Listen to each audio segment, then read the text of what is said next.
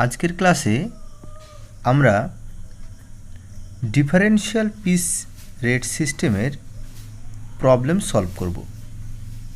তো আমরা আগেই জানি ডিফারেনশিয়াল পিস রেট সিস্টেমের দুটো মেথড আমরা করব, একটা Taylor's differential piece rate system আর একটা Mirik differential piece rate system. তো স্ক্রিনে দেখো একটি অঙ্ক এসছে। এই অঙ্কটা কি বলছে, from the following particulars calculate the earnings of X and Y under Taylor's differential piece rate system. অর্থাৎ এক্স এবং ওয়াই এর ডিফারেনশিয়াল পিস রেট সিস্টেমের আর্নিংস বের করতে হবে। কী কী ডেটা দেওয়া আছে বলছে, standard time 20 units per hour, normal time rate per hour 10, differentials to be applied 80% of piece rate when below standard। অর্থাৎ যখন স্ট্যান্ডার্ডের যে কাজটা করতে বলা হয়েছে তার কমে কাজ করবে, অর্থাৎ বিলো স্ট্যান্ডার্ড কাজ করবে, তখন 80% পিস রেটের উপরে মজুরি পাবে, এবং যদি অ্যাবভ স্ট্যান্ডার্ড হয় তাহলে 120% অফ পিস রেট, অর্থাৎ পিস রেটের 120% কাজ করবে, মজুরি পাবে। In a definite day of 8 hours X produced 150 units and Y produced 200 units. X 150 unit তৈরি করেছে এবং ওয়াই 200 ইউনিট তৈরি করেছে। তাহলে এই অঙ্কটি কিভাবে সলভ করা যায়, এসো শুরু করি।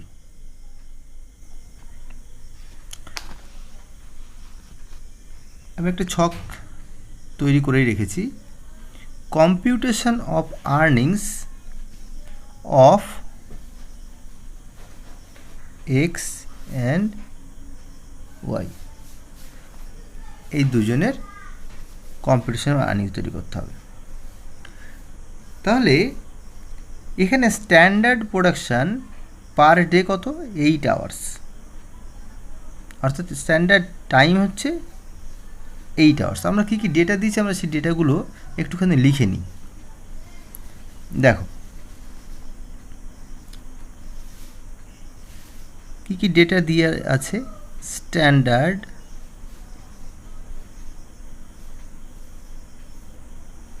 টাইম পার আওয়ার কত, এক্স কেউ 20, এটা এক্সের ঘর, এটা ওয়াই ঘর, এক্স কেউ 20 ঘন্টা স্ট্যান্ডার্ড টাইম, পার আওয়ারে 20 ইউনিটস, অর্থাৎ 1 ঘন্টায় 20 ইউনিট, আর হচ্ছে ওয়াইয়ের ক্ষেত্রেও 20 ইউনিটস। এভাবে যদি ছক করে করো বিষয়টা অনেক সহজেই অঙ্কগুলো করতে পারবে। নর্মাল টাইম রেট কত, 10 টাকা।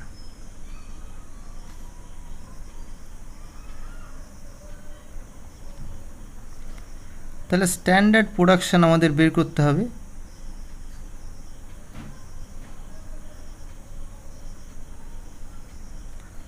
Standard production, standard time 20 units per hour, standard production এখানে বলা আছে 8 ঘন্টা হচ্ছে একদিনে। তাহলে স্ট্যান্ডার্ড প্রোডাকশান 8 × 20 = 160 ইউনিটস,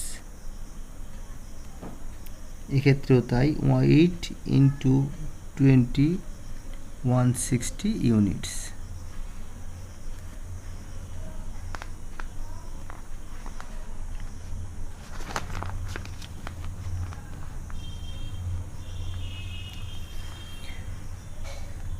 এবার আছে অ্যাকচুয়াল প্রোডাকশান।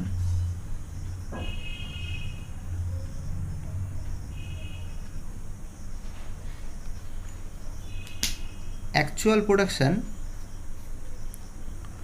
বলে দিয়েছে 150 ইউনিট, আর এ করেছে 200 ইউনিটস। এবার আমরা বের করব রেট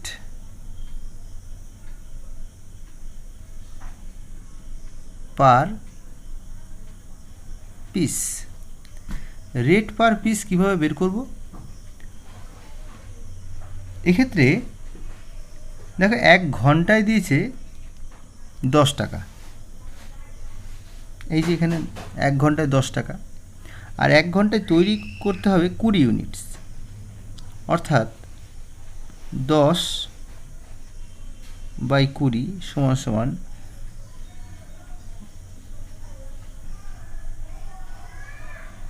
0.50। এর ক্ষেত্রেও তাই,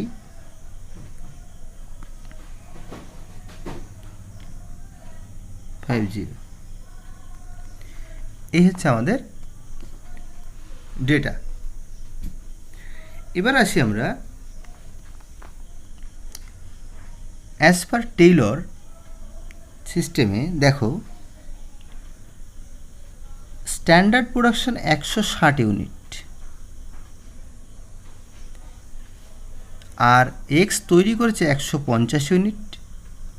অন্যদিকে ওয়াইয়ের স্ট্যান্ডার্ড প্রোডাকশান হওয়ার কথা 160 ইউনিট, এ করেছে 200 ইউনিট। কিন্তু আমাদের ডিফারেন্সিয়াল রেটের শর্ত অনুযায়ী বলা আছে যদি কেউ বিলো স্ট্যান্ডার্ড তৈরি করে তাহলে সেক্ষেত্রে 80% মজুরি পাবে। তাহলে বিলো স্ট্যান্ডার্ড মানে 160 স্ট্যান্ডার্ড, তার নিচে স্ট্যান্ডার্ড 150, অর্থাৎ বিলো স্ট্যান্ডার্ড। তাহলে এ বিলো স্ট্যান্ডার্ড। তাহলে এইখানে যদি আমরা একটা করি এফিসিয়েন্সি অফ দক্ষতা, কি এটা বিলো স্ট্যান্ডার্ড?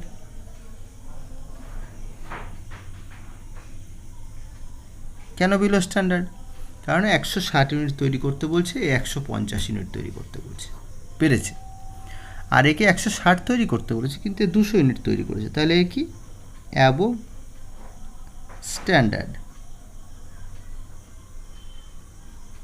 তাহলে একজন বিলো স্ট্যান্ডার্ড, একজন অ্যাবভ স্ট্যান্ডার্ড। তাহলে ডিফারেন্সিয়াল পিস রেটটা কীভাবে? Rate per piece, normal rate per piece হচ্ছে 0.50, অর্থাৎ 50 পয়সা, এটা নর্মাল।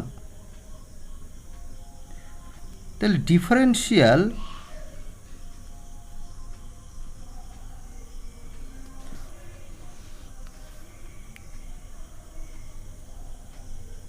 পিস রেট কত হবে? এখানে শর্ত অনুযায়ী 80% এক্সের ক্ষেত্রে প্রযোজ্য এবং ওয়াইয়ের ক্ষেত্রে 120% প্রযোজ্য হবে, অর্থাৎ 0.50 ইন্টু 80% সমান 0.40, অর্থাৎ 40 পয়সা করে পাবে। কেন? যেহেতু সে বিলো স্ট্যান্ডার্ড কাজ করেছে, অর্থাৎ দক্ষতার প্রাপ্য স্তর পর্যন্ত পৌঁছাতে পারেনি। এই দক্ষতার প্রাপ্য স্তর পর্যন্ত পৌঁছাতে না পারার দরুন সে বিলো স্ট্যান্ডার্ড, তাই তাকে কম দক্ষ, এর জন্য তাকে মজুরিও কম দেওয়ার কথা বলা হলো। অন্যদিকে এর ক্ষেত্রে কী হবে? 0.50 ইন্টু 120% সমান 0.60। একে 20% অতিরিক্ত দেওয়া হলো। কেন? কারণ সে অতি দক্ষ একজন কর্মী। এই অতি দক্ষতা অর্জনের জন্যে তাকে 20% অতিরিক্ত দেওয়া হলো। তা না হলে যদি দুজনকেই সমান 50 পয়সা করে দেওয়া হতো তাহলে কিন্তু দক্ষতা আর প্রমাণ করা যেত না। অর্থাৎ দক্ষ এবং অদক্ষ কর্মচারীর মধ্যে ডিফারেন্স করার জন্যে, যে দক্ষ এবং অদক্ষ কর্মচারীদের মধ্যে যে দ্বন্দ্ব, সেই দ্বন্দ্ব মেটানোর জন্যই মূলত এই পদ্ধতি আবিষ্কার করেন এফ.ডব্লিউ. টেইলর। একে সায়েন্টিফিক ম্যানেজমেন্টের প্রবক্তা, স্রষ্টাও বলতে পারি, ফাদার অফ সায়েন্টিফিক ম্যানেজমেন্ট। অনেক সময় শর্ট কোশ্চেন আসে। তাহলে differential piece rate 0.50 into 80% equal to 0.40, 40 পয়সা, আর একে 60 পয়সা করে দেওয়া হবে। তাহলে স্টুডেন্ট এইবার আমরা আর্নিংস যদি বের করি, আর্নিংস, আচ্ছা আমাদের আর্নিংস তাহলে আমাদের কী করতে হবে, পিস রেট, কত পিস তৈরি করেছে 150, এই 150 ইউনিট অর্থাৎ 150 ইউনিট কত টাকা করে পাবে, এই পাবে 0.40 করে। আর এই 200 ইউনিট তৈরি করেছে, 200 ইন্টু 0.60, তাহলে 150 40 টাকা করে অর্থাৎ 60 টাকা, এ পাবে 60 টাকা। আর এর প্রাপ্য হবে 120 টাকা। তাহলে দক্ষতা এবং অদক্ষতার প্রাপ্যস্বরূপ এর মজুরি কম হলো, এর মজুরি বেশি হলো, কারণ এ 40 পয়সা করে মজুরি পেল, কেন, কারণ সে কম দক্ষ এই কারণে। আর যেহেতু ওয়াই বেশি দক্ষতা অর্জন করেছে তাই সে 60 পয়সা করে মজুরি পেল। তাহলে স্টুডেন্ট বুঝতেই পারলে টেইলর সিস্টেম একটি গুরুত্বপূর্ণ সিস্টেম। মজুরি প্রদান পদ্ধতিতে ডিফারেন্সিয়াল পিস রেট অ্যাপ্লাই করার জন্যে আমরা যে দুটো মেথড আমরা ব্যবহার করি, সেই মেথড দুটির মধ্যে টেইলর ডিফারেন্সিয়াল পিস রেট একটি গুরুত্বপূর্ণ সিস্টেম বা মেথড। তাহলে এই দুটো, এই টেইলর সিস্টেমটার এক কথায় যদি বুঝতে হয় তাহলে এমনভাবে প্রশ্ন করবে অঙ্কটাকে যে, বা ওয়ার্কারকে, তোমাকে যে কাজটুকু করতে দেয়া হয়েছে সেই কাজটুকু করতে পেরেছ কি পারোনি। যদি উত্তরটি হ্যাঁ হয় তাহলে তাকে অ্যাবভ স্ট্যান্ডার্ড রেট যেটা দেয়া থাকবে, এখানে 120% দেয়া আছে, তাহলে তাকে সেই অনুযায়ী রেট দেওয়া, নর্মাল রেট যা হবে তার অতিরিক্ত রেটটা তাকে দেবে, অর্থাৎ যে রেটে তাকে অ্যাবভ স্ট্যান্ডার্ড দেওয়া হবে। আর যদি উত্তর যদি না হয়, অর্থাৎ কাজটি করতে পারেনি, তাহলে সেক্ষেত্রে তাকে বিলো স্ট্যান্ডার্ড রেট অনুযায়ী তাকে রেট প্রদান করবে। ওকে,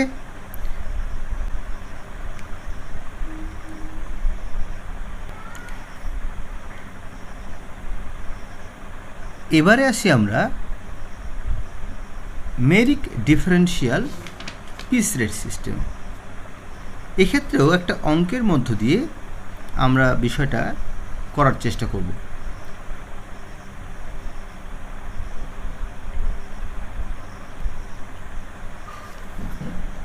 স্ক্রিনে দেখো একটা অঙ্ক তোমাদের জন্য রাখা আছে। Calculate the earnings of X, Y and Z under straight piece rate system and merit differential piece rate system. আমরা স্ট্রেট পিস রেট সিস্টেম কীভাবে তৈরি করে, কীভাবে বের করতে হয় আমরা শিখেছি। আমরা এই অঙ্কটাতে শুধুমাত্র ডিফারেন্সিয়াল পিস রেট সম্বন্ধেই অঙ্কটা সলভ করব। এখানে দেখো, নর্মাল রেট পার আওয়ার 10 টাকা, standard time per unit 1 minute, output per day as under worker X, Y, Z, তাদের আউটপুট বলে দেওয়া আছে 390 unit, 450 unit, 600 unit, working hours per day 8 hours. এই হচ্ছে আমাদের প্রবলেম। তাহলে একটা ছক আমরা কেটে নিই। দেখো আমি এখানে কেটেই রেখেছি। Computation of earnings of X, Y and Z. আমরা টেইলর মেথডের মতো এখানেও কতকগুলো পয়েন্টে যদি আমরা করতে করতে যাই তাহলে বিষয়টা খুব সহজভাবে তোমরা বুঝতে পারবে। কি কি আছে দিয়ে আমরা সেগুলো একটু লিখে নিই।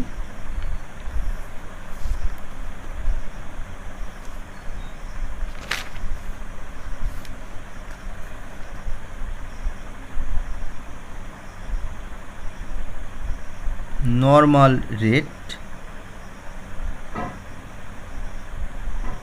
পার আওয়ার, এক্সের জন্য 10 টাকা 80 পয়সা, ওয়াইয়ের জন্যও 10 টাকা 80 পয়সা, জেডের জন্য 10 টাকা 80 পয়সা। তাহলে প্রত্যেকের জন্য নর্মাল রেট 10 টাকা 80 পয়সা। Standard time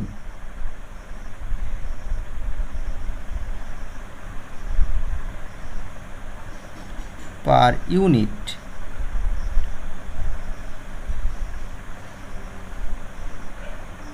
1 minute,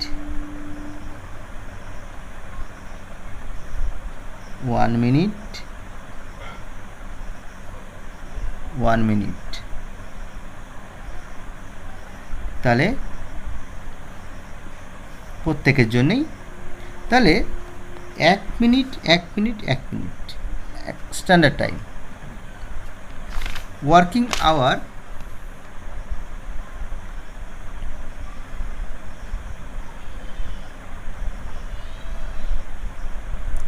per day 8 hour 8 hour 8 hours। তাহলে প্রত্যেকের জন্যই সময় 8 ঘন্টা করে। তাহলে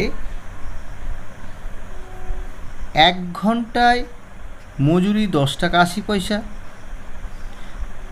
1 ঘন্টায় তো কতগুলো তৈরি হবে, বা 1 ঘন্টায় যদি 10 টাকা 80 পয়সা পাওয়া যায়, তাহলে 1 ইউনিট তৈরি করতে কত টাকা মজুরি হবে?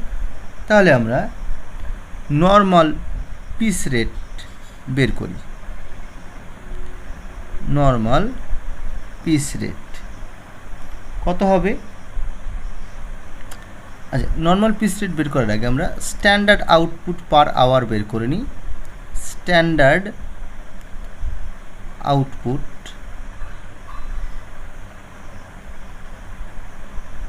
পার আওয়ার কত হবে? 1 গুণ 60 মিনিট। 1 মিনিট করে লাগে একটি তৈরি করতে, তাহলে 60 মিনিটে সমান 60 ইউনিট তৈরি হবে। এখানেও তাই 1 গুণ 60 মিনিট 60 ইউনিট। এখানেও তাই 1 গুণ 60 মিনিট 60 ইউনিট তৈরি হবে। তাহলে নর্মাল পিস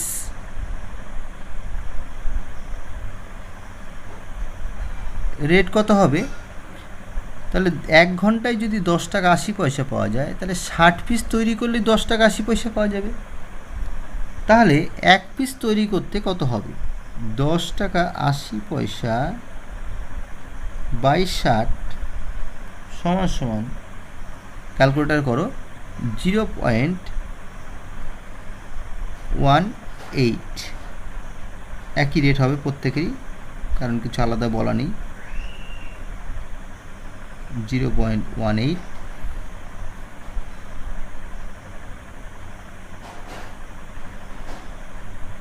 0.18।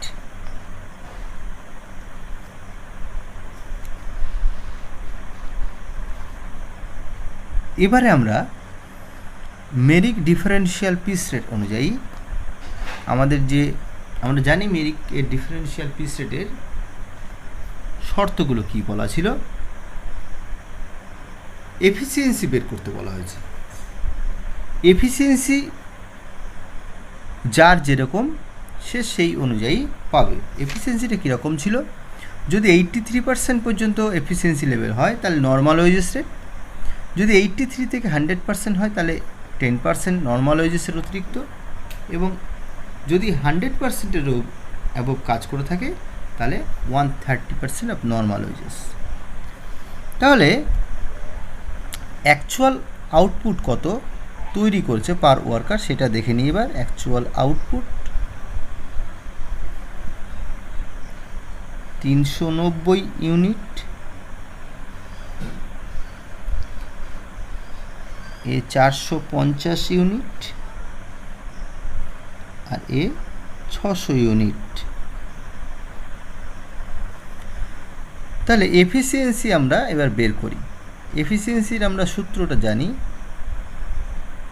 এফিসিয়েন্সি সূত্রটা কী ছিল? Actual output by standard output into 100।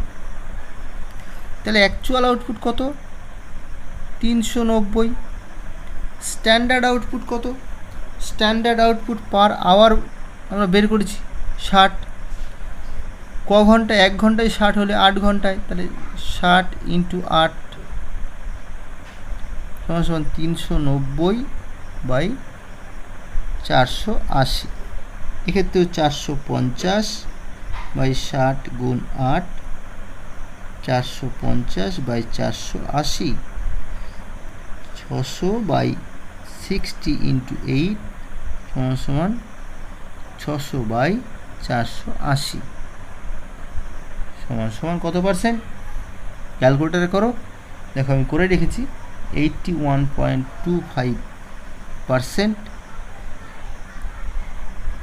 93.75%, 125%।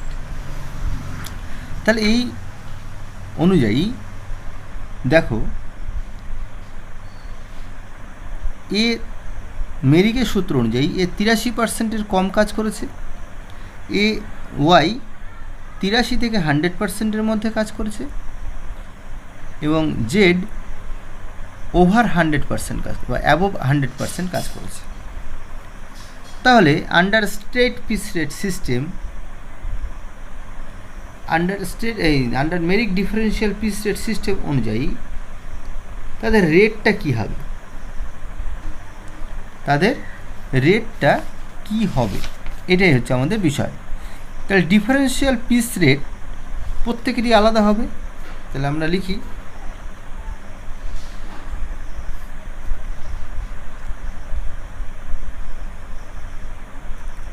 Differential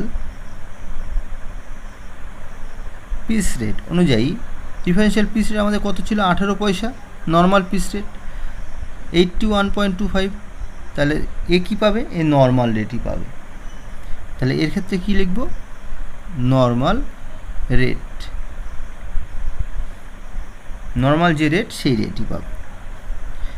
এ কীভাবে? ওয়াই যেহেতু দ্বিতীয় ধাপে অর্থাৎ 83% থেকে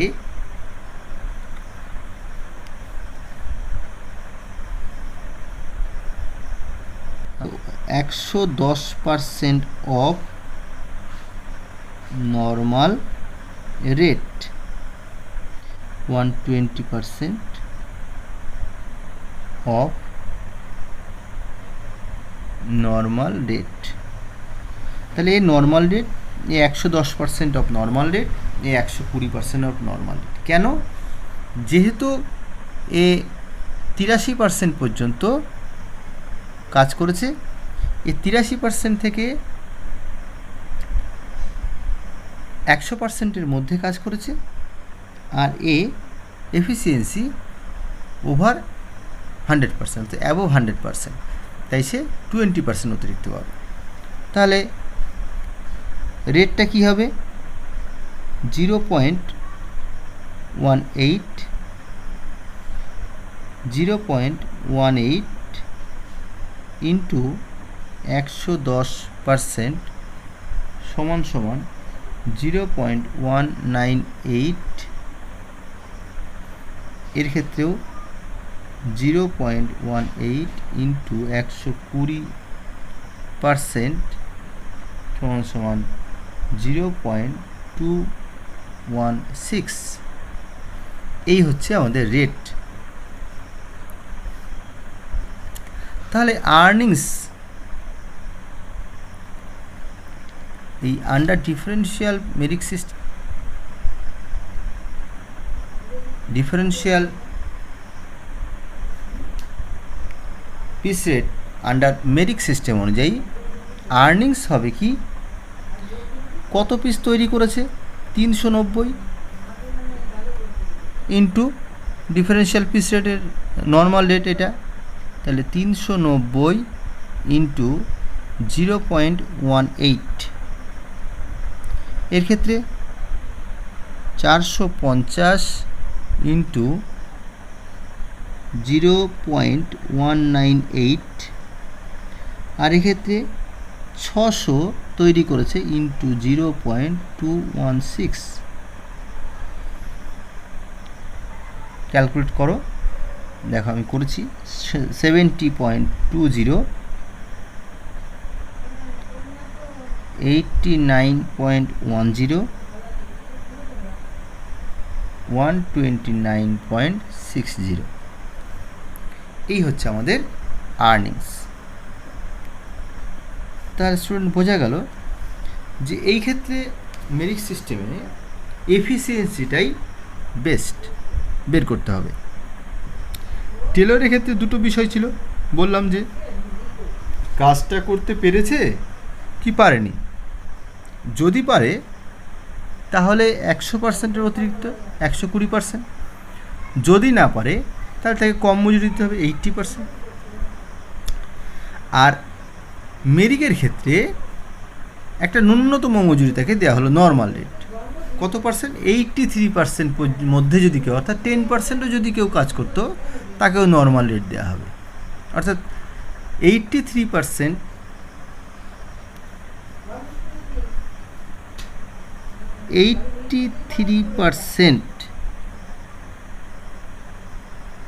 আপ টু 83% সমান সমান নর্মাল রেট।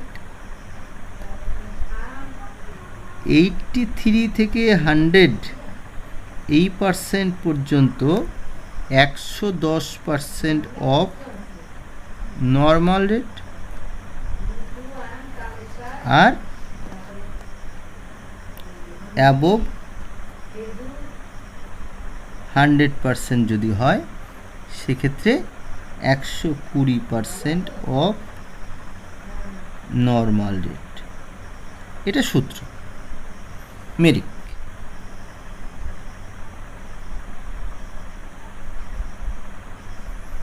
এই মেরিক্সের এই সূত্র অনুযায়ী মূলত আমাদের এটা করা। তাহলে এখানে দেখো স্টুডেন্ট, মূলত তাদের এফিসিয়েন্সির উপরেই এই অঙ্কটি নির্ভর করছে। ফলে এফিসিয়েন্সিটা যদি তোমরা ঠিকঠাক বের করতে পারো তাহলেই কিন্তু অঙ্কটার অনেক পুরোটাই হয়ে যাওয়া উচিত। এফিসিয়েন্সি কীভাবে পড়ে? Actual output by standard output. Standard output মানে 1 ঘন্টায় কতগুলো করতে বলেছে, কত ঘন্টার কাজ।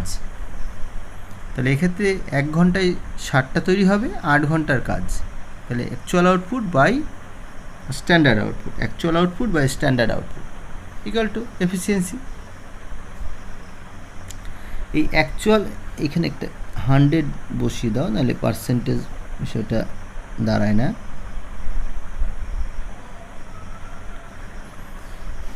তাহলে এটা হচ্ছে আমাদের মেরিক সিস্টেমের প্রবলেম। এভাবে তোমরা প্রবলেম সলভ করো। যদি কোনো প্রবলেমে কোনো সমস্যা হয় আমাকে কমেন্ট করে জানাবে, আমি সলভ করে দেওয়ার চেষ্টা করব। যদি ভিডিওটি ভালো লাগে তবে অবশ্যই লাইক শেয়ার করবে এবং চ্যানেলটি সাবস্ক্রাইব করে রাখার চেষ্টা করবে এবং বন্ধুদেরও বলবে চ্যানেলটি সাবস্ক্রাইব করার জন্যে।